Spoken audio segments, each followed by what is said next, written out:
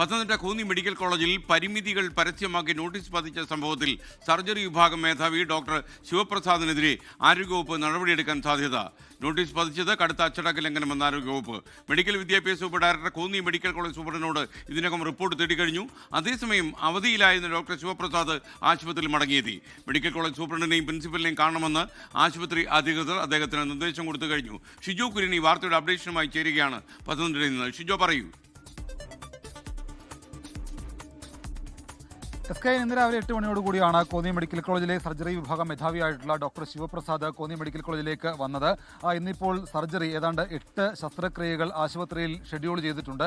അപ്പോൾ ഈ രോഗികൾക്ക് ഒരു തരത്തിലുമുള്ള ബുദ്ധിമുട്ട് ഉണ്ടാകാത്ത രീതിയിൽ ആ ശസ്ത്രക്രിയകളൊക്കെ കഴിഞ്ഞതിന് ശേഷമായിരിക്കും ഡോക്ടർ ശിവപ്രസാദിനെ പ്രിൻസിപ്പലും അതുപോലെ തന്നെ സൂപ്രണ്ട് ഷാജിയും കാണുക. ഡോക്ടർ ശിവപ്രസാദിൽ നിന്ന് ഈ നോട്ടീസ് പഠിക്കാനിടയായ സംഭവത്തിൽ നിന്ന് കൃത്യമായിട്ടുള്ള വിശദീകരണം നൽകണം എന്നുള്ള കാര്യം സൂപ്രണ്ട് ഇന്നലെ തന്നെ പറഞ്ഞിരുന്നു. ആ വിശദീകരണം, അതായത് സർജറി വിഭാഗം മേധാവിയായിട്ടുള്ള ഡോക്ടർ ശിവപ്രസാദ് ഈ നോട്ടീസ് പതിച്ച സംഭവത്തിൽ സൂപ്രണ്ട് വിശദീകരണം തേടിയ അടിസ്ഥാനത്തിൽ ആ വിശദീകരണം നൽകുന്ന മുറയ്ക്ക് അതുകൂടി പരിശോധിച്ചതിന് ശേഷമായിരിക്കും സൂപ്രണ്ട് അദ്ദേഹത്തിന്റെ ഒരു വിശദീകരണം DMEക്ക് മെഡിക്കൽ വിദ്യാഭ്യാസ വകുപ്പ് ഡയറക്ടർക്ക് ഇന്ന് ഉച്ചയോടുകൂടി തന്നെ നൽകുക.